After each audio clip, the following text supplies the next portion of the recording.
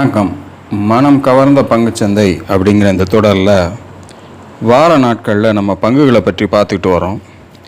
இந்த வாரம் நமக்கு வாய்ப்புகள் தரக்கூடிய பங்குகள் என்னென்ன அப்படிங்கிறத பார்க்குறதுக்கு முன்னாடி புதிதாக இணைந்துள்ள அத்தனை நல்ல உள்ளங்களுக்கும் என்னுடைய மனமார்ந்த நன்றிகள். உங்களுடைய லைக்ஸ், கமெண்ட்ஸ் மற்றும் சப்ஸ்கிரிப்ஷன் மூலிமா நீங்கள் கொடுத்துட்டு வர்ற ஆதரவுக்கு மிக்க நன்றி.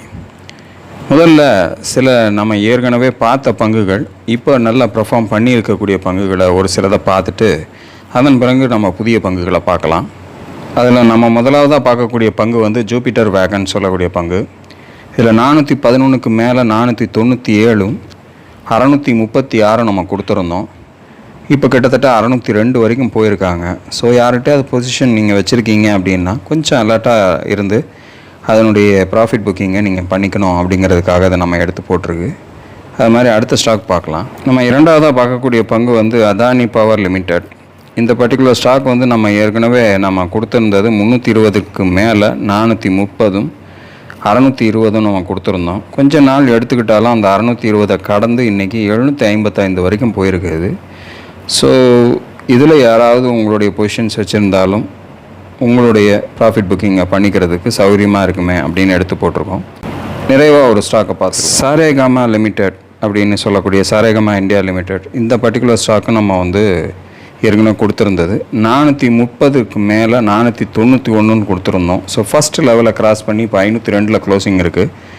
ஸோ இதையும் வாட்ச் பண்ணிங்க. இதெல்லாம் ஏன் சொல்கிறேன் அப்படின்னா அடுத்த வாரம் ஒரு முக்கியமான ஈவெண்ட்டை நம்ம பேஸ் பண்ணியிருக்கோம். ஸோ நல்ல ப்ராஃபிட்டு இருக்கக்கூடிய ஸ்டாக்ஸுகளை நம்ம மிஸ் பண்ணிடக்கூடாது அப்படிங்கிறதுக்காகவும் நான் எனக்கு சில ஸ்டாக்குகளை எடுத்து பண்ணியிருந்தாலும் சிலது பண்ணாமல் விட்டுருந்தாலும் கூட அதுவும் கூட பெர்ஃபார்ம் பண்ணியிருக்கோம். எல்லாத்துக்கும் நம்ம கையில் பணம் வேணும் இல்லையா? இருந்தாலும் அப்படி பண்ணக்கூடிய வாய்ப்புகள் கொடுத்து மேலே போயிருக்கக்கூடிய ஸ்டாக்குகளையும் கூட நம்ம எடுத்து காட்டுறதுக்கு காரணம் நம்ம பண்ணலைனாலும் வேறு யாராவது பண்ணியிருந்தாலும் அதை ஒரு வேளை அவங்க கவனிக்காமல் இருந்திருந்தால் அவர்களுக்கு அதை எடுத்து காட்டணும் அப்படிங்கிறதுக்காக தான் இப்படி எடுத்து காட்டுறது. ஸோ உங்களுடைய பொசிஷன்ஸ் ஏதாவது இருந்தால் இதில் அலர்ட் ஆகிக்குங்க.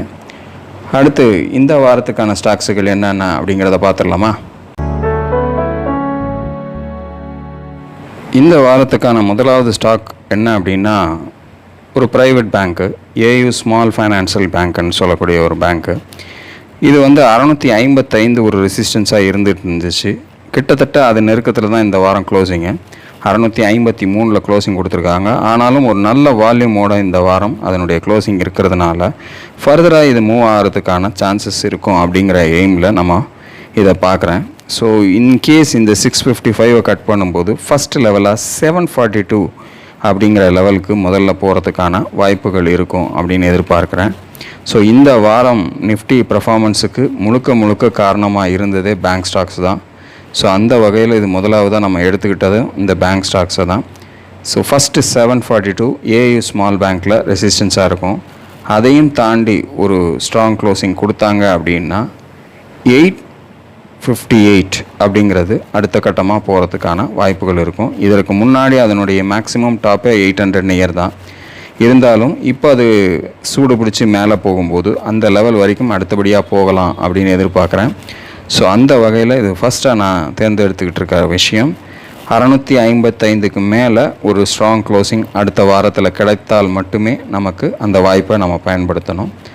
ஸோ இது என்னுடைய முதல் தேர்வு. அடுத்த ஸ்டாக் பார்க்கலாம். இரண்டாவதாக நம்ம பார்க்கக்கூடிய ஸ்டாக் வந்து கேஎன்ஆர் கன்ஸ்ட்ரக்ஷன் லிமிடெட். இந்த பர்டிகுலர் கேஎன்ஆர் கன்ஸ்ட்ரக்ஷனில் பார்த்தீங்கன்னா 290க்கு மேலே சமீப காலங்களில் எந்த ஒரு க்ளோசிங்கும் இல்லாமல் இருக்கிறது நம்ம பார்க்க முடிஞ்சது. வீக்லி க்ளோசிங்கில் நான் சொல்லக்கூடிய விஷயம். ஸோ இந்த வீக்லி க்ளோசிங்கில் இதற்கு மேலே ஒரு மிகப்பெரிய க்ளோசிங்கன்றதை கொடுக்க முடியாமல் இருந்து இந்த வாரம் அந்த வீக்லி க்ளோசிங்கை பிரேக் பண்ணியிருக்கு. அதாவது 290க்கு மேலே அதனுடைய க்ளோசிங்கை கொண்டு போயிருக்காங்க. அது மட்டும் இல்லாமல் ஒரு ஸ்ட்ராங் வால்யூமோட மூவ் ஆகிருக்கு. கிட்டத்தட்ட 330 வரைக்கும் நெருங்கி போயிருந்தாலும் 317.90 இந்த வாரம் க்ளோசிங் இருக்குது. ஸோ ஃபர்தராக இது மூவ் ஆகிறதுக்கான வாய்ப்புகள் இருக்கும் அப்படிங்கிற மாதிரி எதிர்பார்க்குறேன். அப்படி பார்க்கும்போது முதலாவது லெவலாக இது போகக்கூடிய லெவல் வந்து 348 அப்படிங்கிற லெவலுக்கு போகிறதுக்கான வாய்ப்புகள் இருக்கும் அப்படின்னு எதிர்பார்க்குறேன். அதையும் கடந்து ஒரு ஸ்ட்ராங் க்ளோசிங் கொடுத்தாங்கன்னா 375 இரண்டாவது வாய்ப்பாக இருக்கலாம். அதையும் தாண்டிச்சு அப்படின்னா மூன்றாவது வாய்ப்பாக நமக்கு 417 வரைக்கும் இந்த பர்டிகுலர் ஸ்டாக்கில் வாய்ப்புகள் இருக்கும். ஃபோர்ஸாக இது மூவ் ஆகும்போது ஒவ்வொரு லெவலையும் கடக்கும்போது நமக்கு அடுத்தடுத்த லெவல்ஸ் வாய்ப்புகளாக இருக்கும். ஸோ இதனுடைய மூமெண்ட்டை கேர்ஃபுல்லாக வாட்ச் பண்ணுங்கள். எந்த லெவலில் ரெசிஸ்ட் ஆகுதுன்றதை பாருங்கள். அந்த இடத்துல உங்களுடைய எக்ஸிட்டை கொடுக்கறதுக்கு முயற்சி செய்யுங்க. அல்லது அதையும் தாண்டி போகுன்ற நம்பிக்கை இருந்துச்சு அப்படின்னா ஒரு குறைந்தபட்சம் ஒரு 50% முதல் லெவலில் க்ளோஸ் பண்ணிக்கிட்டு அடுத்தடுத்த லெவல்களில் தொடர்ந்து ஒரு சிஸ்டமேட்டிக்காக கொடுத்துட்டு போகிறது கூட ஒரு நல்ல முறையாக இருக்கணும். பல முறை நான் சொல்லிட்டு வரேன். உங்களுடைய முயற்சிகளை நீங்கள் உங்களுடைய ஓன் டிசிஷன்லேயே செய்யுங்க. இது என்னுடைய 2வது தேர்வு. அடுத்த ஸ்டாக் பார்க்கலாம். 3வதாக நான் தேர்ந்தெடுத்த ஸ்டாக் வந்து NHPC லிமிடெட். இந்த பர்டிகுலர் ஸ்டாக் வந்து 108க்கு ஒரு ரெசிஸ்ட் ஆகிட்டு இருக்கிறத நம்ம பார்க்க முடியுது. பட் கடந்த ஒரு 3 வாரங்களாக ஒரு நல்ல ஒரு வால்யூமோட அதனுடைய மூவ்ஸ் இருந்துகிட்ருக்கு. ஸோ ஒருவேளை அடுத்து வரக்கூடிய வாரத்தில் இந்த 108ஐ கடக்கக்கூடிய வாய்ப்பை எடுத்து மேலே கொண்டு போய் க்ளோசிங் வச்சாங்க அப்படின்னா அடுத்த கட்டமாக இது 143 வரைக்கும் போகிறதுக்கான வாய்ப்புகளை தரும் அப்படின்னு எதிர்பார்க்குறேன். ஸோ ஸ்ட்ராங் க்ளோசிங் வரும்போது அடுத்த லெவலாக இது 143 அப்படிங்கிற லெவலுக்கு போகலாம். அதையும் தாண்டி ஒரு ஸ்ட்ராங் க்ளோசிங் கொடுத்தாங்க அப்படின்னா அடுத்த கட்டமாக 186 அப்படிங்கிற லெவல் வரைக்கும் NHPCயில் வாய்ப்புகள் கிடைக்கும் அப்படின்ற மாதிரி எதிர்பார்க்குறேன். 108ஐ தாண்டி ஒரு ஸ்ட்ராங் க்ளோசிங் வீக்லியில் வரும்போது நமக்கு இந்த 2 லெவல்களும் NHPC லிமிட்டடில் கிடைக்கிறதுக்கான சந்தர்ப்பங்கள் கிடைக்கும் அப்படின்ற மாதிரி நான் யோசிக்கிறேன். நீங்களும் அனலைஸ் பண்ணி பாருங்கள். உங்களுக்கு திருப்தின்னு பட்டால் மட்டும் இந்த பர்டிகுலர் ஸ்டாக்கில் இன்வெஸ்ட் பண்ணுறதுக்கு உங்களுடைய இன்வெஸ்ட்மெண்ட்டை கொண்டு போங்க. இது என்னுடைய 3வது தேர்வு. அடுத்த ஸ்டாக் பார்க்கலாம். 4வதாக நம்ம பார்க்கக்கூடிய பங்கு வந்து யூனியன் பேங்க் ஆஃப் இந்தியா அப்படின்ற பங்கு. கிட்டத்தட்ட 162 கிட்ட பல நாட்களாக இது வந்து ரெசிஸ்ட் ஆகிட்டு இருக்கிறத நம்ம பார்க்குறோம். இப்போவும் கிட்டத்தட்ட இந்த வாரம் 162 கிட்ட தான் வந்து க்ளோசிங் நடந்திருக்கு. 160 ரூபா 15 காசு கிட்ட வந்து க்ளோசிங் கொடுத்துருக்காங்க.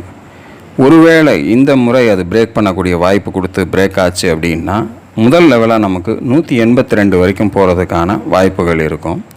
அதையும் தாண்டி ஒரு ஸ்ட்ராங் க்ளோசிங் கொடுத்தாங்க அப்படின்னா 212 அடுத்த லெவலாக இந்த பர்டிகுலர் ஸ்டாக்கில் நமக்கு கிடைக்கிறதுக்கு வாய்ப்புகளாக இருக்கும்னு எதிர்பார்க்குறேன். ஸோ நீங்களும் அனலைஸ் பண்ணுங்கள்.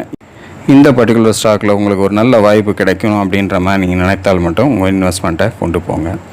இந்த வாரம் என்னுடைய தேர்வுகள் இந்த 4 மட்டும்தான். காரணம், இந்த வரக்கூடிய வாரத்தில் செவ்வாய்க்கிழமை நமக்கு வந்து எலெக்ஷன் ரிசல்ட் அப்படிங்கிறது ஒன்று இருக்குது. ஸோ இப்போவே எக்ஸிட் போல்ஸ் வந்துக்கிட்டு இருக்கக்கூடிய நேரம். ஸோ திங்கட்கிழமையும் நமக்கு ஒரு நல்ல ஃப்ளக்சுவேஷன் மார்க்கெட்டில் இருக்கலாம்.